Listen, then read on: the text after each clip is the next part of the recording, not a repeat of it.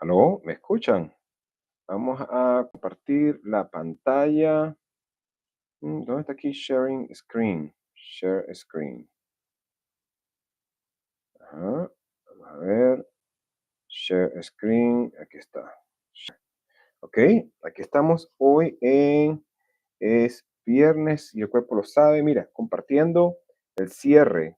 Y mientras compartimos el cierre, voy a aprovechar y poner también el canal que yo sigo de Verify Investing, que me ayuda a chequear los números para cerrar. Verify Investing. Faltan 5 minutos para el cierre. ¿Cómo están todos? Va a llegar en vivo en cualquier momento live. Vamos a ver. Verify Investing. Junio 6. Aquí va a llegar. Ok. Entonces estamos viendo. Mire, se mira interesante Google, Alphabet. Y aparte de eso, se mira interesante. Mira, tiene la bandera, rompió. Yo voy a comprar para la semana que viene Alphabet para divertirme. Vamos a hacer este movimiento hasta el momento que cierra. Tenemos una ruptura. Ya venía de un canal bajista, había estado cayendo Google, pero ahora ya tenemos señal confirmada hacia el alza. Vamos a ver cómo cierra, aunque aquí tenemos ahorita a los últimos minutos unas banderitas rojas. El minuto de 15 es un hanger y el minuto de hora es una marinera roja, pero tenemos en día rompiendo la confirmación.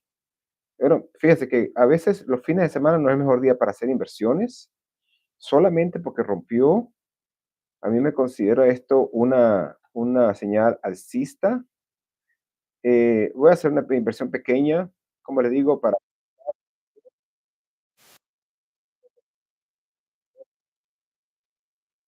y la pantalla de Verify Investor, que yo lo veo. Share. Vamos a ver esto un ratito. What a week, folks. I'll tell you, looking back, we had a lot of Ajá. economic Y data on vamos a the checar jobs and aquí labor Verify market, Investing, initially showing some weakness, right? ADP, jobless claims Alphabet. were both on the weaker side. But then this Unos morning, 5 we got contratitos, our $300 non-farm de payrolls Alphabet para la report. And that semana que viene non-farm por payrolls report came out at rompió la 139,000. That caída, was a little bit tiene better un than bullish flag, una expectations. And it bandera really al alza. calmed the nerves on the labor market front, right? In fact, we saw the 10-year yield actually moving back up a little bit as Fed rate Así cuts es were como then being cerramos aquí diminished, meaning that people were el expecting cierre. potentially more rate cuts, but now they're La expecting a semana que little bit viene, less calls, later this year. mire, Then you calls, throw voy in a the agarrar whole Trump contratos and de Elon Musk feud on Twitter and Truth Social, 48 and it really was an exhausting week. We also had Broadcom 5 earnings that came out, which is a for the $1 trillion price company in the semiconductor sector. market. That stock, by the way, did sell Calls, off, estoy but as agarrando I told you calls para guys in the game 182 plan, para la semana que it viene was de Google. basically priced to Review, perfection.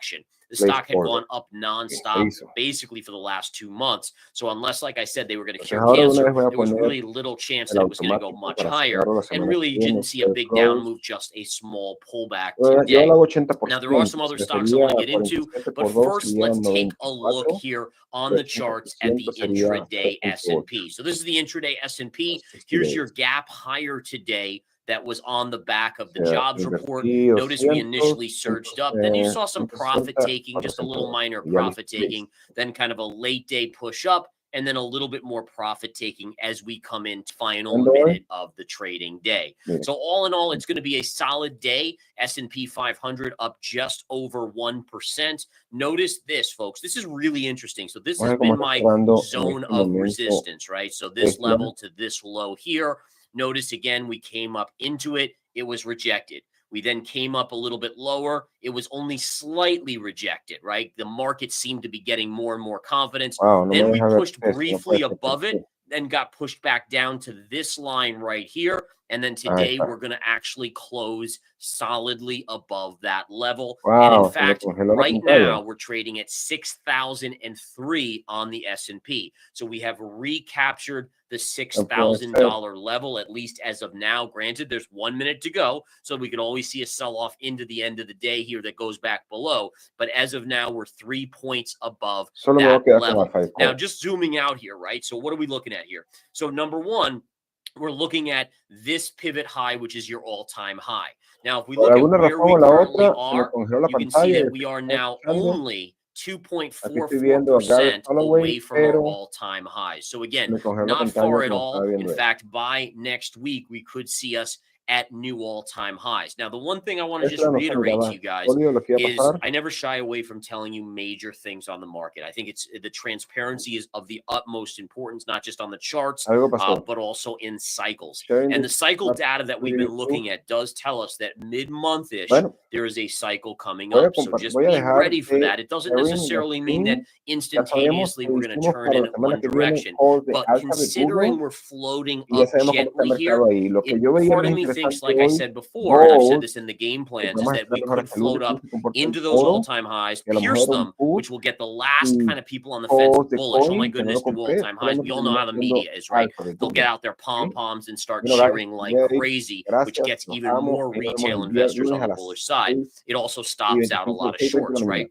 But then the question is, as we come into that pivot point, that cycle date, does that then put in a short-term high? So let's really watch between the 15th, and again, we're talking weekends-ish type area too, but let's right around that mid-month period, whether it's the 13th to the 18th or whatever it is, let's focus on that next week into the following week and just let's watch to see, do we get a reversal signal in the charts that confirms some sort of short-term top?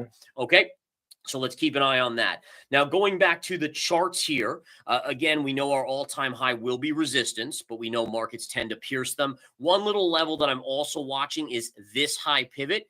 If we connect this right through here, look at this. Exact high to exact high to exact high. And that, again, would be a natural pierce of the all-time high where people would get very bullish and then potentially a reversal. And it's really only about 200 points away. And by the way, the S&P has now closed for the weekend on this Friday afternoon at 4 p.m. Eastern time. It closed at 6,000.33. So they held it above the even number of 6,000 by 33 cents. Amazing.